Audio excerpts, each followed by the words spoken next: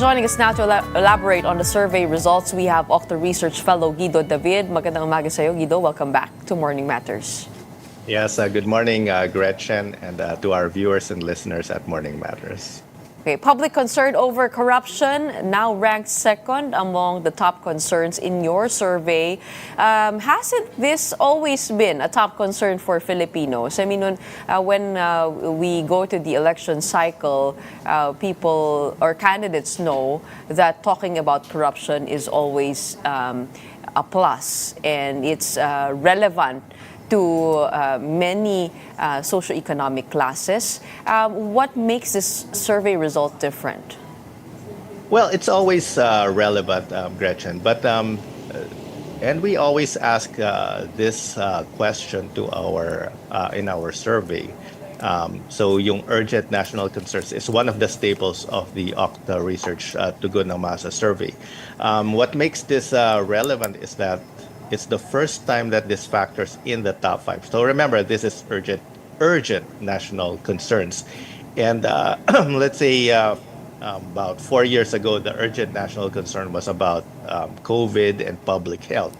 Then 2 years ago, until last year, it was mainly inflation and poverty. And nowadays, although inflation is still the top concern, we do note that inflation has dropped to 1.5%, which is really a healthy rate of inflation now. I mean, 4%, 5% was high, but now it's just down to 1.5%. So mainly it's because prices of basic goods is still, relatively high compared to our salaries, and that's the concern. But now, corruption has jumped to number 2 in the urgent national concerns. And if we look at Metro Manila, it's actually number 1 in Metro Manila.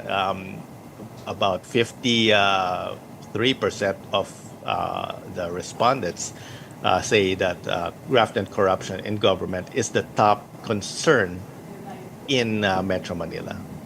Your survey also says that it is at its highest rate since 2021. What do the numbers tell us about the trend of corruption as a top concern? Well, it did jump significantly since the last survey. I think you mentioned it went up from 13% to 31%. So it's now in the top 5 concerns. It used to be not in the top 5. Does it mean that it wasn't a concern? It was always a concern, but they wanted urgency on inflation, on affordable food, on food security, on poverty, wages, etc. But now, for some people, it's actually more urgent than even poverty or jobs. And to be fair also to the Marcos administration, not only is inflation down, but also unemployment is down. According to the latest PSA statistics. So, and now this has become, top of mind. And maybe because of the constant reminders, yung flood control projects, this is the rainy season. We're seeing the floods happen constantly. And there's also constant reminders. There's protest marches, rallies. It used to be that the hearing was every day. Pero ngayon, actually, yun nga yung tatanong ko sana sa iyo, how much of these top concerns, this particular survey is related to what's on the headlines? Kasi kung titingnan mo, nabanggit mo, COVID and public health and inflation and poverty and now this time corruption. That was the trend of the news, di ba? Parang yun yung laging parang binubungad sa pagbabalita. Hindi ba parang yan, kung ano yung nakikita sa balita, mas mataas yung awareness, so mas mataas din yung pag-aalala doon sa lagi mo nababasa at napapanood. Yeah, that's a good point, Gretchen. And this survey was conducted September 25. So fresh pa lang dito yung September 21 rally na ginanap at that time. So it is connected to headlines. That's why part of the responsibility to keep this going, itong momentum, is with the media also. We have to stay on top of this. Stay on the ball. Yes, keep our eye on the ball. Ang problem, of course, again, not a problem, but one of the things is the ICI is heading the investigation, and some people are complaining that there's not enough transparency, and that may take it away, take it off the headlines slightly because people don't hear it. Unlike nung nasa Senate Blue Ribbon siya, almost every day we're seeing hearings, we're seeing these witnesses, and ngayon medyo nag-stop na ito because of the lack of the hearings. But hopefully, masustain ito. We don't want what happened in the past na makalimutan na lang ng mga tao itong mga ganito. But I think it's different. Nowadays, yun nga, may constant reminders, may floods na nangyari. Headlines keep it there. And we have to keep the pressure, so to speak. So I think, and the youth are getting involved dito. So I think that will help keep the momentum. And Mr. Ranjit Rai has said that apart from just corruption being an urgent concern, there is indication that there's a growing public demand for integrity and accountability in government. How was that determined by your survey? What was the question asked? And I guess yung tanong dito is, gaano kalalim pa yung pag-intindi ng mga tao sa corruption? Enough for it to transcend just calling out and defining, I guess, yung political colors here, enough to move it towards a conversation on actual accountability. Yes, and actually, Gretchen, this was asked in the same survey, pero a different question. Ang tinanong dyan, expected outcomes from the investigation on flood control. And although they were allowed to select multiple answers, ang top three dito, ang number one is to hold corrupt officials and contractors accountable. That's 68%. So that's more than half. In fact, that's more than 2/3. And then recovery of lost or misused public funds, so restitution, is 58%. So that's also more than half, almost 6 out of 10. And also 58% in imprisonment of those proven guilty. So now this is something that the public wants. Gusto nila may makulong. makita, may makulong, hindi lang accountability, hindi lang restitution, pero may makulong. And aside from that, they also want improvement of yung implementation, improved transparency. And I think with the new ombudsman, we're headed in the right direction. At least yung pagbubukas ulit ng SALN, and the ombudsman is now take charge person na mukhang he will file. I mean, he's not gonna file, but he will investigate or at least open up these discussions about corruption and whatnot. So I think there are things that are being done that's heading us in the right direction. Kasama na rin yung pag-appoint ng DPWH Secretary, si Vince Dizon, a few months ago. So those are things that will help in this regard. And I think yung education will help the public understand more about yung corruption. Na hindi this is not a party issue. This is a systemic issue. And I think more people are understanding that, Gretchen. Are the numbers the same across the different regions, Luzon, Visayas, and Mindanao? And did you have any sort of stratification according to age? Yes, I don't have the data sa age in front of me, Gretchen. But as far as the issue on corruption, yun nga, I think the mention ko na in Metro Manila is actually number one at 53%. Pero in Mindanao, it's relatively low at just 18%. In fact, a lot of the other, I mean, yes, I get it na maybe life is harder in Mindanao, so they're more concerned about inflation, poverty, and whatnot. So, but it's relatively lower in Mindanao at 18%.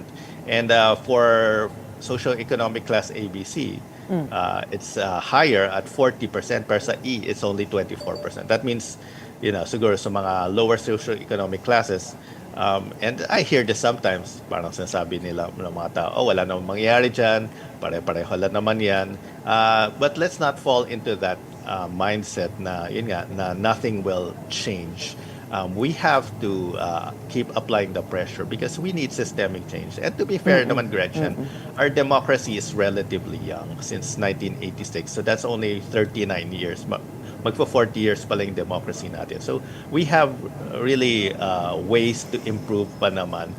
But improvement will come with the people din. At least ngayon, we're more conscious of these things, especially yung mga kabataan natin, who we have, at least me personally, I have high hopes for sa youth natin. So they are expressing their concerns, they're expressing their yung feelings towards this. And unfortunately, yun nga, I don't have the data sa age stratification, but we do know na they are getting more involved dito sa mga protests natin. Pero pagdating sa usapin ng korupsyon, actually maraming nakatali dito.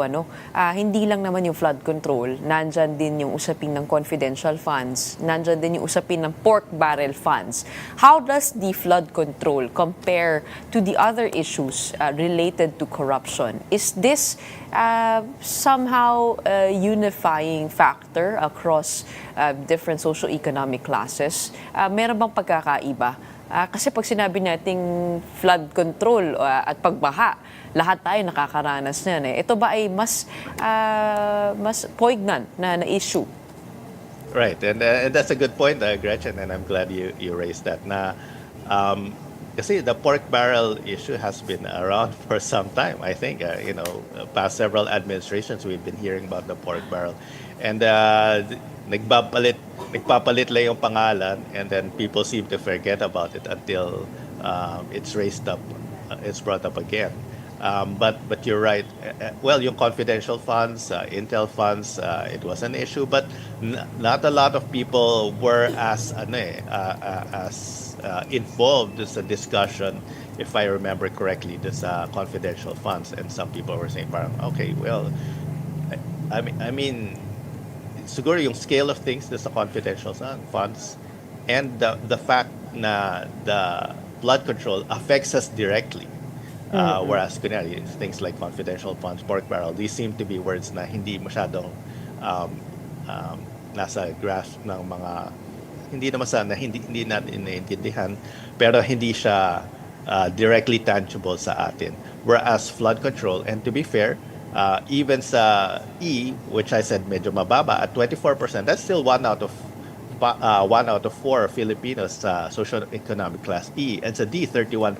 So mataas din sila. So kumbaga, pag flood control kasi, this is a constant reminder for us that we are affected, and yung siguro yung mental image sa mga kababayan natin na may a few people nagkaroon sila ng luxury vehicles at the expense of us na lumulusong sa baha. May mga nagkakasakit sa leptospirosis, na inconvenience tayo, hindi tayo makauwi, or nababaha tayo, yung mga gamit natin nababaha, nasisira yung mga kagamitan natin, may mga sasakyan na pag nabaha, nasisira, di ba? Mga ganyang direct, it affects us directly, it affects our livelihoods, our way of living. Kaya this is different unlike something na more abstract, kunyari, for most people, like yung pork barrel. I guess it is, the difference with flood control is that you get reminded of it every single time there's another storm coming. But I guess you're right, the danger is to have that anger dissipate heading into the holiday season, heading into the summer season. There's that danger there. Pero ano pa yung mga ibang nag-stand out for your group when it comes to this data set? Any other trends or insights?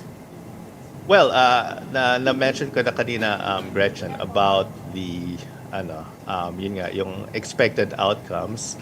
Another question we asked in the survey, I'm not sure if na-cover yun is the preferred institution to lead the investigation on the flood control scandal. And ang pinakamatas dito, which was asked no September 25, was the ICI actually. So people actually preferred this to lead the investigation. It was at 46%. Number 2 lang Senate Blue Ribbon at 23%. And number 3 yung House of Representatives at 13%. Number 4 yung DPWH at 8%. So in agreement naman yung mga yung public that the ICI should head the investigation. Of course, at that time, nagsa-start pa lang ICI. Now we're seeing hopefully magkaroon talaga ng transparency din yung ICI. Was the Because survey conducted before they announced they were not going to live stream their sessions? yes, this was no September 25. So I think this was early on pa lang, Hindi pa Gretchen. na-announce So yun. yes, Oo. hindi pa alam. And I think they were just forming the team pa lang nun. And ngayon, many changes have happened. Si Mayor Magalong is now not with the ICI, whereas before he was. And so, and then yun nga, hindi ila live stream. But I think even if closed door yung hearings or yung sessions ng ICI, I think they should still be transparent about what is going on. But there are again some few things na which we saw na are helping us in the right direction, like yung sa ombudsman, yung pagbubukas ng SAL, and I think this will help keep the conversation continuing.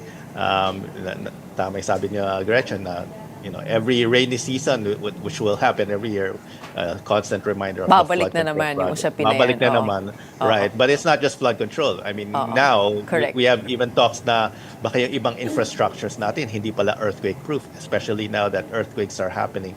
So these are constant reminders na hopefully, hindi mawawala sa consciousness ng mga tao itong mga Guido, corruption issues. super final question, no? Na-attribute ba ng mga Pilipino yung galit na yan to a certain politician? How are, I guess, the ratings of the Vice President and the President on your end? Do they both suffer? Does this transcend political colors? Well, yes. Although hindi pa namin na-release, Gretchen, yung sa ratings sa President and Vice President. But I did see some surveys. I'm not sure if I'm at liberty to talk about it. Pero doon sa senators, may mga nag-suffer talaga doon sa ratings nila. And those who are frequently mentioned, hindi ko na babanggitin sino sila. Okay, alam na natin yun. They're among the bottom 3. In fact, they have less than 50% Wow. trust. Some of the 3 names or 4 names ng mga senators, nasa mga 50 or below na sila. Some of them are even lingering at mga 20% approval. That means 80% disapproval the public. So they have really suffered. So this is not just something na, bulletproof sila na, accusations are made and the public just ignores it. So I think they are listening. They are listening to these hearings, to these sessions, and they are, taking it in, and they're showing their anger sa mga protests. And I think there will be a major one this November 30. They want some accountability, some jail or some whatever, pero they want results. And we await the results of the ICI. In the meantime, maraming salamat for sharing with us your latest findings on your surveys. We look forward to the next one. Parang may teaser na dyan ng konti. No? Yes, pero of course. maraming salamat, no, for weighing in on with us. And I guess on the public's anger towards corruption. We have OCTA Research Fellow Guido David. Thank you. Thank you, Gretchen.